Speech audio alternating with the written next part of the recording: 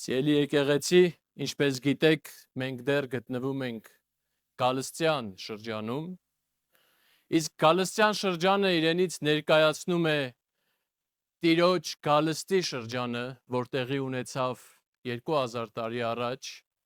որ հավատում ենք, որ պիտի տեղի ունենա գալիք ժամանակներում, եւ այդ գալուստը տեղի ունենում նաեւ մեր ամենօրյա կյանքում։ Գալստյան շրջանը սպասման շրջան է, եւ այս սպասման շրջանի մեջ այսօր պիտի մեր պատգամը վերնագրենք, ժամանակն է մեր հայացքը դեպի մարմնացած լույսին նայելու։ Հովանու ավետարանը Սուրբ Ծնունդը կամ Քրիստոսի մարմնացումը նկարագրում է որպես լույսի աշխարհ գալ, որպես լույսի ճառագում, լույս, որ լուսավորում է խավարի մեջ, լույս, որ իր լույսով լուսավորում է ամեն մի արարածի, լույս, որ երկնքից դեպի ներքև է ճառագում, բայց երբ որ երկինք ենք նայում այդ լույսին նայելու, այդ լույսը մեզ ցույց է տալիս հեռավոր մի երկրում, գաղութացված մի երկրում, գավառական մի շրջանում, մսուրի մեջ դրված մի մանուկի, ով որ լույսն է։ Երբ որ խոսում ենք Սուրբ Ծննդյան մասին, կամ ներկայացնում ենք Սուրբ Ծնունդը որպես անցյալում տեղի ունեցած իրականություն, որ իր հետևանքն ունի պատմության վրա, կամ ներկայացնում ենք Սուրբ Ծնունդը որպես ապագայի մասին հույս, որ կգա այն օրը, երբ Աստված կսրբի ամեն արտասունք մեր աչքերից եւ այլևս չի լինի ոչ մահ, ոչ սուգ, ոչ աղաղակ, ոչ վիշտ, ոչ տառապանք։ Սակայն այսօր պիտի նայենք այսօրվան։ Իսկ ինչ է ասում Տիրոջ գալուստը այսօրվա մասին, մեր այս իրականության մասին, իրականություն, որ լիքն է դրական եւ բացասական նկարագիրներով։ Ինչ է ասում Տիրոջ Սուրբ Ծնունդը, ինչ կապ ունի Տիրոջ Սուրբ Ծնունդը մեր այսօրվա իրականության հետ։ Պիտի ընթերցեմ Հովանու ավետարանից առաջին գլուխ 5-ից 14-րդ խոսքերը։ Լսենք Աստծո խոսքը։ Եվ լույսը խավարի մեջ լուսավորում է, իսկ խավարը նրան չտիրեց։ Կար մի մարդ ուղարկված Աստծո կողմից, եւ նրա անունը Հովանես էր։ Նա եկավ որպես վկա լույսի մասին վկայելու, որ նրա միջոցով, այսինքն լույսի միջոցով, բոլորը հավատան։ Նա, Հովանեսը, լույսը չէր, այլ եկել էր լույսի մասին վկայելու։ Ճշմարիտ լույսն էր, որ լուսավորում է ամեն մարդու, որ աշխարհ է գալիս։ Նա աշխարհի մեջ էր, եւ աշխարհը նրանով արարվեց, սակայն աշխարհը նրան չճանաչեց։ Յուրայինների մոտ եկավ, բայց յուրայինները նրան չընդունեցին։ Սակայն նրանց, ովքեր ընդունեցին նրան եւ հավատացին նրա անվանը, իշխանություն տվեց Աստծո որդիներ լինելու։ Նրանք չծնվեցին արյունից, ոչ էլ մարմնի ու մարդու կամքից, այլ ծնվեցին Աստծուց։ Եվ բանը մարմին դարձավ ու մեր մեջ բնակվեց։ Եվ տեսանք նրա փառքը, փառք, որ հորից ունի միածինը, լի շնորհով ու ճշմարտությամբ։ Թող Տերն օրհնի իր խոսքը։ Եկեք աղոթենք։ Բացիր մեր աչքերը, Տեր, քո լույսը տեսնելու համար։ Բացիր մեր ականջները քո խոսքը լսելու համար։ Եվ բացիր մեր սիրտը ընդունելու եւ առաջնորդվելու քո խոսքով։ Ինձ էլ օրհնիր, թող բերնիս խոսքերը եւ սրտիս խորհուրդները քո առջև ընդունելի լինեն։ Ամեն։ Հովանու ավետարանը մանավանդ առաջին գլուխը, որ 1-ից 18-րդ համարները համարվում է Հովանու ավետարանի նախերգանքը, նկարագրում է Աստծո սերը, եւ այդ Աստծո սերը նկարագրում է 3 փուլերով կամ 3 դրսևորումներով։ Ավետարանը սկսում է հայտնի նախադասությամբ. ի սկզբանե էր բանը, եւ բանն Աստծո մոտ էր, եւ բանն Աստված էր։ Հետո շարունակում է ամեն ինչ նրանով եղավ, եւ առանց նրա ոչինչ չեղավ։ Բան բառի համար, ինչպես անցած Կիրակի Վարդան եղբայրն էլ նշեց, ավետարանը օգտագործում է հուներեն բառը, որ լոգոս է նշանակում, եւ այս բառը ունի իր արմատները թե հունական կամ հելենիստական մշակույթում եւ թե հրեական մշակույթում։ Հելենիստական մշակույթում Աստված մանավանդ դասական հելենիզմում, այսինքն փիլիսոփաների Սոկրատեսի, Պլատոնի, Արիստոտելի աստվածընկալման մեջ ընկալվում էր, որ Աստված անջատ է, հեռու է, անդին է ֆիզիկական աշխարհից եւ որևէ հաղորդակցություն չունի, Աստված որևէ ձև չի կարող ազդվել ֆիզիկական աշխարհից, Աստված որևիցե մի տեսակ զգացումներ չունի, նույնիսկ սիրելու կարողություն չունի, եւ լոգոսը Աստծո եւ ֆիզիկական աշխարհի միջև միջնորդ է։ Սակայն ավելի այս խոսքերը մոտ են հունական մշակույթին, ներողություն, եբրայական մշակույթին, եւ դա շատ հստակ է հենց ամենաառաջին ավետարանի բառով՝ սկզբում։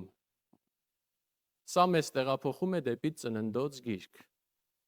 Ծննդոց գիրք, որ նորից սկսում է նույն խոսքով. Սկզբում Աստված ստեղծեց երկինքն ու երկիրը։ Եվ հիմա ասում է սկզբում էր բանը, սկզբում էր խոսքը։ Խոսքը ասոցացվում է Աստծո խոսքի հետ, որ այդ ժամանակ 5 կտակարանն էր, որովհետև հրեաները հավատում էին եւ ըստ որոշ ավանդույթների, իհարկե սա աստվածաշնչյան չէ, մանավանդ օրենքը Թորան, որ տրվեց Մովսեսին, գրվում էր արարչագործության ընթացքում Աստծո կողմից։ Աստված այդ գրում էր եւ հետո այդ օրենքը տվեց Մովսեսին։ Եվ 5 կտակարանում նաև իմաստասիրական գրքերում, առակաց գրքում 8-րդ գլխում տեսնում ենք օրինակ իմաստությանը որպես անձնավորված ներկայացնել։ Եվ այստեղ էլ խոսքին է որպես անձնավորված ներկայացնում։ Բայց թե հունական, թե հրեական մշակույթներում Աստված չէր կարող մարմին հագնել, Աստված չէր կարող երևալ, եւ եթե հիշում ենք, ինչպես Մովսեսին ասվեց, որևէ մեկը չի կարող տեսնել Աստծուն եւ ողջ մնալ։ Աստծուն տեսնելը անհնար էր։ Հովանու ավետարանում լոգոսը 100% նույնական չէ, ոչ հելենիստական, ոչ եբրայական հասկացողությանը։ Հովանու ավետարանում լոգոսը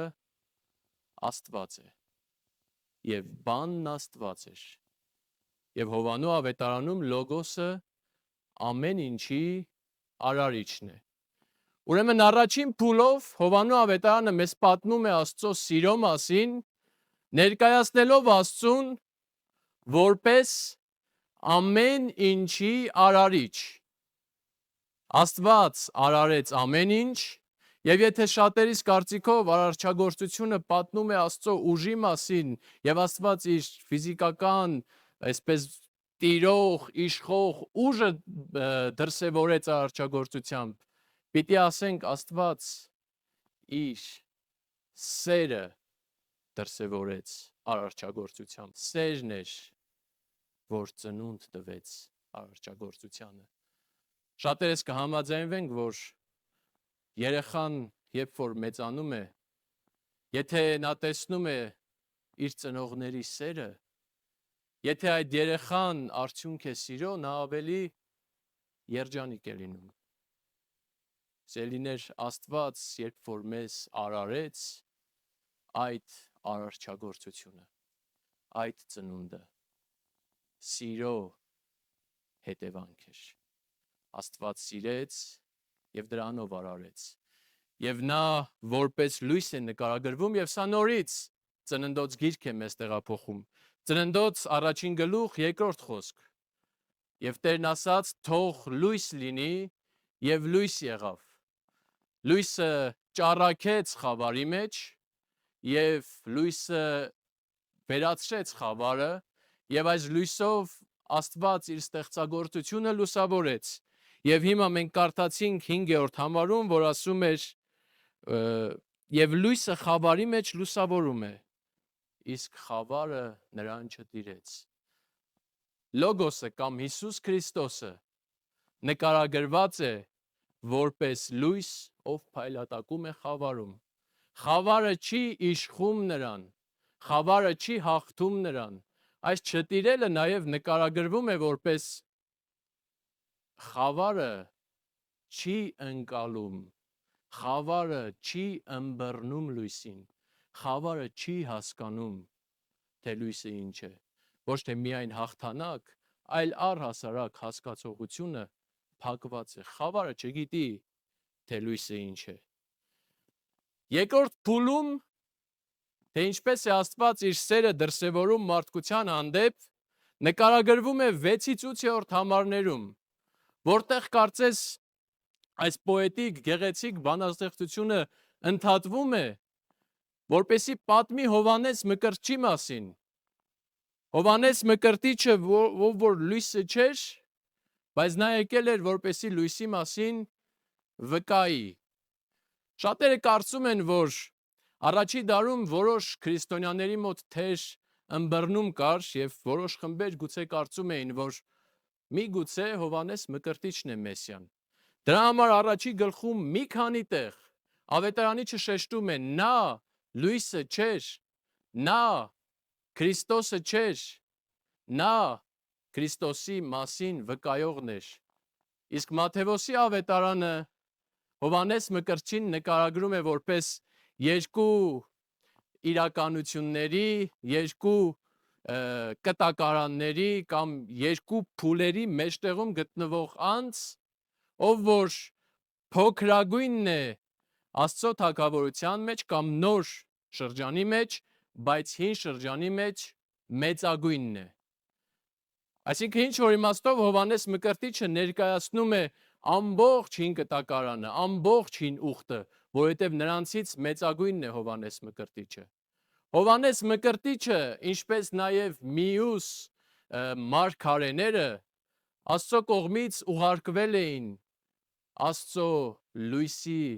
մասին վկայելու համար, Աստծո լույսին մատնացույց անելու համար, Աստծո լույսի մասին խոսելու համար։ Աստված փնտրում էր անհատների, ովքեր որ Աստծո կանչին, կարձագանքեին, ահա ես Տեր, ինձ ուղարկիր, եւ նրանց ուղարկում էր բազմություններին Աստծո լույսին պատմելու համար։ Սա Աստծո լույսի մասին, ուրեմն վկայության, Աստծո սիրո մասին վկայության երկրորդ փուլն է։ Ոչ թե միայն արարեց եւ հեռու գնաց, Աստված շարունակաբար ուղարկում էր ուղարկվածների, որպեսի պատմեն Աստծո մասին, որպեսի ժողովուրդը լույսի մեջ չընթանա։ Սակայն կա նաև երրորդ փուլը, որը նկարագրվում է 14-րդ համարում, եւ բանը մարմին դարձավ։ Հուներենում լոգոս սարքս էգենետե, եւ բանը մարմին դարձավ։ Եթե հունական իրականության մեջ Աստված հեռու էր մարդկությունից, եթե հրեական հասկացողության մեջ Աստված չէր կարող երևալ, մարմնի մեջ բնակվել, եթե ընդհանրապես մարդկային հասկացողությունների մեջ Աստված եւ արարչագործությունը իրար հետ կապ չունեին, Հովանու ավետարանը եւ քրիստոնեությունը գալիս է այս հռչակմամբ եւ հայտարարությամբ, Աստված մարմին դարձավ, Աստված բնակվեց մարդկության մեջ, ինչպես բնակվում էր օրինակ 5 կտակարանում վկայության խորանի մեջ, տաճարի մեջ, բնակվեց, եւ եթե Մովսեսը չտեսավ Աստծուն, Հովանու ավետարանն ասում է եւ մենք տեսանք նրա փառքը որպես Աստծո միածնի փառք։ Ահա սա է Սուրբ Ծննդի գեղեցկությունը։ Ահա սա է, որ ոչ թե պարզապես ցնցող իրականություն է, այլ շատ աստվածաբաններ սա կոչում են Սուրբ Ծննդյան սկանդալ։ Սկանդալ այն իմաստով, որ մարդկային հասկացողության մեջ սա չէր կարող տեղի ունենալ, բայց Աստծո հասկացողությունը վեր է մարդկային հասկացողությունից։ Սակայն այս տեքստի մեջ կա նաև ողբերգական իրականություն։ Եվ այդ հատվածը այսպես է նկարագրում. Իրիններին եկավ եւ իրինները նրան չընդունեցին։ Ավելի հստակ կլինի, ավելի ճշգրիտ կլինի թարգմանել նա եկավ դեպի իր սեփականություն, որ իր տունն էր, որ իր արարչագործությունն էր, եւ իր սեփական մարդիկ նրան չընդունեցին։ Աստված, որ արարեց երկինքն ու երկիրը, եւ Հովանու 3:16-ում տեսնում ենք Աստված այնպես սիրեց աշխարհը, այս սիրելի աշխարհը, այս սիրելի արարչագործությունը, երբ որ Աստված որոշեց այցելել, չընդունեց Աստծուն։ Սակայն եղան յուրահատուկ մարդիկ, ովքեր ըստ ամբոխի կարծիքի չէին ընթանում, ովքեր ըստ մշակութային հասկացողության չէին ըմբռնում Աստծուն, ովքեր բաց էին Աստծո հայտնությունը ընկալելու համար, Աստծո լույսը ընկալելու համար, ընկալեցին, ընդունեցին, հավատացին նրա որդի Հիսուս Քրիստոսի անվանը եւ այս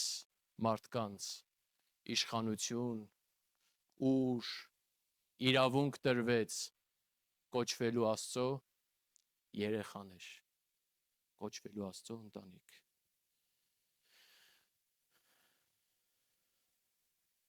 Ուրեմն Աստծո պատկանելը ֆիզիկական պատկանելություն չէ,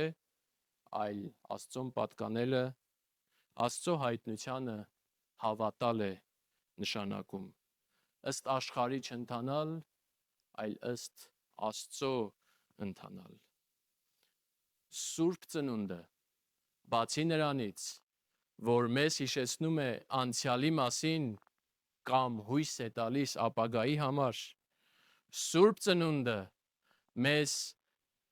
առերեսվել է տալիս մեր այսօրվա իրականության հետ։ Եկեք խոստովանենք, եկեք մենք մենոնցով ենք, ինքներս մեզ խոստովանենք։ Շատ ժամանակ մենք սիրում ենք փախնել իրականությունից։ Մենք գալիս ենք եկեղեցի, որովհետև երբ որ գալիս ենք եկեղեցի եւ մտնում ենք պաշտամունքի մեջ, մոռանում ենք դրսում տիրող իրականության մասին։ Երբ որ խոսում ենք հավիտենական կյանքի մասին, մենք անհամբեր սպասում ենք դրան, որովհետև ուզում ենք խուսափել մեր այսօրվա իրականության մասին եւ հասկանալի պատճառով, որովհետև այսօրվա իրականությունը շատ հեշտ եւ տանելի չէ, լի է անհասկացողություններով, լի է դժվարություններով, լի է ցավերով։ Սուրբ Ծնունդով Աստված է գալիս մեր իրականություն։ Եկեղեցիները ունեն ուրեմն այցելության խմբեր, համոզված եմ, որ մեր եկեղեցին էլ ունի, եւ գոնե իմ փորձառության մեջ ինձ հանդիպած բոլոր եկեղեցիներում այցելության խմբերը ավելի անտեսված խմբերն են եկեղեցում եւ շատ հայտնի չի, շատ փող չի հնչում նրանց գործունեության մասին։ Միայն երբեմն ուրեմն զեկույցների ժամանակ ասում է, որ այցելեցինք։ Այցելությունը քրիստոնեական եւ առավել քան քրիստոնեական է, որովհետեւ Սուրբ Ծնունդով Աստված այցելեց իր ժողովրդին։ մի գերմանացի փիլիսոփա, ուրեմն Ֆրիդրիխ Նիցշեն, այսպիսի մի արտահայտություն է արել, որ գուցե մեզ շատ հաճելի չլինի մեր ականջներին։ Նա ասում է. Աստված մահացավ, մենք նրան սպանեցինք։ Անշուշտ նա ֆիզիկական մահվան մասին չի խոսում, այլ երբ որ տեսնում է մարդկային չարությունը ինչպես է շատանում եւ ինչպես են մարդկային մշակույթները հեռուանում Աստծուց, նա այսպես է ասում, որ Աստված ուրեմն հեռու է, անջատ է մեր իրականությունից։ Սուրբ Ծնունդը ասում է Աստված ներկա է մեր այսօրվա իրականությանը։ Փիլիսոփայական հարցին, թե բոլորս երգը լավ գիտենք, ուր է իր Աստված։ Սուրբ Ծնունդը ասում է Աստված ծնվեց մարդկային տառապանքի խորքում, Աստված գալիս է դեպի այս իրականություն, թեկուզ խոցելի դառնալով, բայց նա գալիս է այցելելու մեզ, նա գալիս է դեպի կիզակետ, որտեղ որ ցավ կա, որտեղ որ վիշտ կա։ Նա գալիս է մեզ առերեսվել տալու մեր իրականության հետ եւ հաղթահարելու մեր իրականությունը իր լույսով։ Լույս, որ ճառագում է խավարի մեջ եւ լույս, որ խավարը չի ճանաչում եւ չի ընկալում այդ լույսին։ Լույս, որ ճառագում է մսուրի մեջից դեպի մեզ։ Ուրեմն երբ